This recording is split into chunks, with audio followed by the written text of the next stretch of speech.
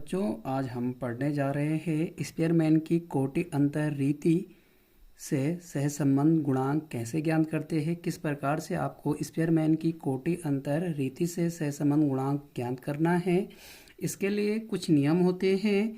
जो नियम इस प्रकार से है। नंबर 1 क्या है कि x तथा y श्रेणी के पद मूल्यों को अलग अलग रैंक दिए जाते हैं। सबसे बड़ी संख्या को 1, उससे छोटी संख्या को 2 तथा शेष इसी क्रम में दिए जाते हैं। मतलब कहने का तात्पर्य है कि आपके पास दो सीरीज दी होगी x और y, उसमें आपको पद मूल्य दिए होंगे। आपको क्या करना है, उन पद मूल्यों को अलग अलग रैंक देनी है। उसमें जो सबसे बड़ा पद मूल्य होगा उसको आपको 1 रैंक देनी है। फिर उससे जो छोटा पद मूल्य होगा उसको 2 रैंक देनी है। फिर उससे छोटा पद मूल्य को 3 रैंक देनी है। रैंक आप 2 प्रकार से दे सकते हो। एक, सबसे बड़े मूल्य को 1 रैंक या सबसे छोटे मूल्य को 1 रैंक दिया जा सकता है।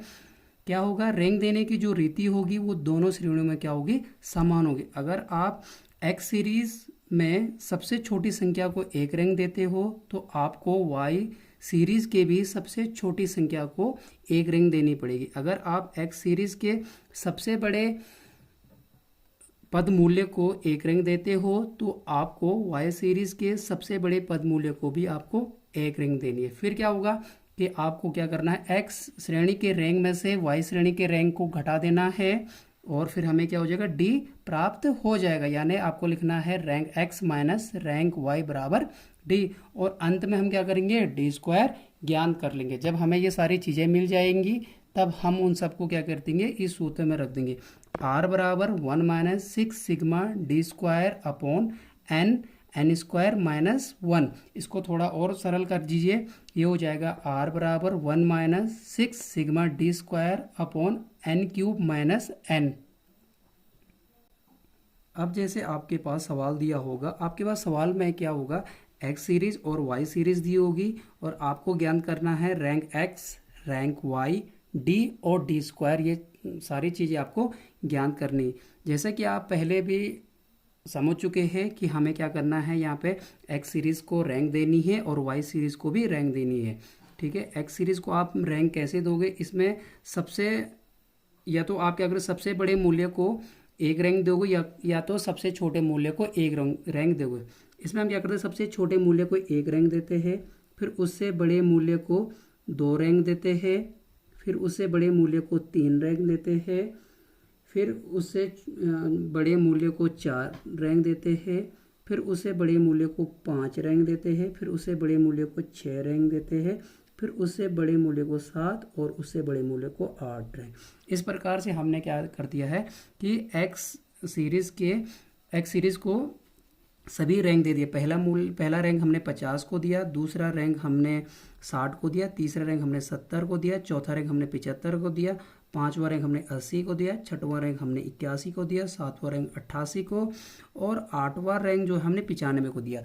सेम यही जो है वाई सीरीज़ में भी करना है। जो हमने इसमें किया, हमने इसमें सबसे छोटी संख्या को यानी 50 को 1 रैंक दिया, तो इसमें भी सबसे छोटी संख्या को 1 रैंक देनी, यानी 100 को हमने क्या करना है, 1 रैंक देना। उसके बाद 110 को 2 रैंक देनी है, फिर उसके बाद 115 को 3, फिर 120 को 4, फिर 120 के बाद 134 को 5, फिर 140 को 6 और फिर 142 को 7 और फिर 150 को 8 रैंक देनी है। ठीक है, हमने यहाँ पे क्या किया कि 100 को 1 रैंक दी, फिर उससे बड़ी संख्या ने 110 को 2 रैंक दी, फिर उससे बड़ी संख्या ने 115 को 3 रैंक दी, फिर उससे बड़ी संख्या ने 120 को 4, फिर उससे बड़ी संख्या 134 को 5, फिर उससे बड़ी संख्या 140 को 6, फिर उससे बड़ी संख्या 142 को 7 और उससे बड़ी संख्या 150 को 8 रैंक दी। इसको आप क्या कर सकते हो, R1 और इसको आप R2 लिख सकते हो।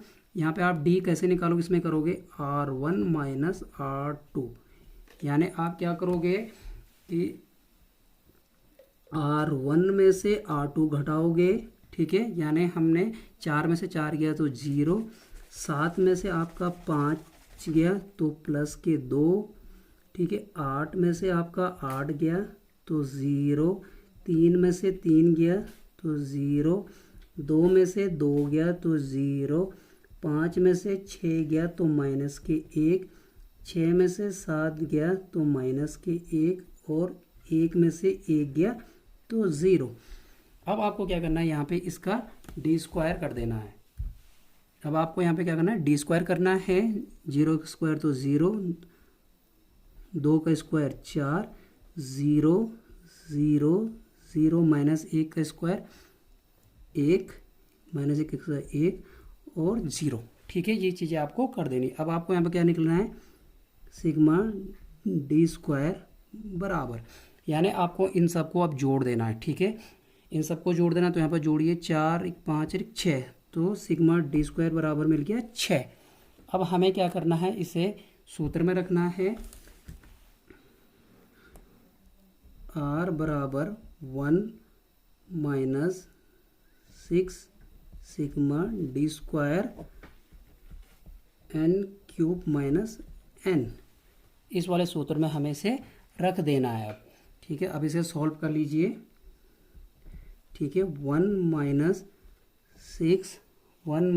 6 इंटू आपका जो सिग्मा डी स्क्वायर है वो आपका ये है। ठीक है, सिग्मा डी स्क्वायर आपका क्या है, ये है, यानी आपको यहाँ पर लिखना है 6, है ना। और n क्या है, n आपके पास पदों की संख्या है, और आपके पास पद कितने हैं, 1 2 3 4 5 6 7 8, आपके पास पद कितने हैं, 8। ठीक है, आपके पास पद कितने हैं, 8।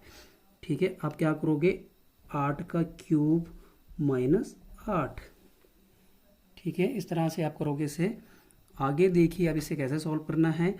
1 माइनस 6 की गुणा जो है 6 में कर देनी है, तो 6 6 का 36। ठीक है, अब 8 का क्यूब निकालना है। 8 का क्यूब आपका होता है 512, है ना, और उसमें क्या करना है, माइनस 8 को घटा देना है। अब आगे चलिए, आगे क्या करना है, 1 माइनस 36 और 512 में से आप पे 8 गया तो 504 रह गया।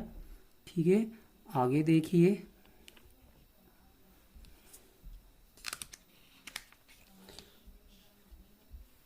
अब हमें जो है इसको सॉल्व करना है। इसकी इंटू यहाँ कर लीजिए, तो ये हो जाएगा 504 माइनस 36 अपॉन 504। ठीक है, अब 504 में से आपको क्या करना है, 36 को माइनस करना है। 504 में से आप 36 किया तो आपके 468 बचा, और 468 में आपको भाग देना है 504। 504 का भाग 468 में देना। जब आप 504 का भाग 468 में दोगे तो वो जाएगा आपका 0.92 बार। ठीक है, ये आपका हो जाएगा आंसर, ये आपका हो जाएगा आंसर। ये सवाल जो है अर्थशास्त्र के विद्यार्थियों एवं विभिन्न परीक्षा की तैयारी करने वाले परीक्षार्थियों के लिए क्या है, महत्वपूर्ण है।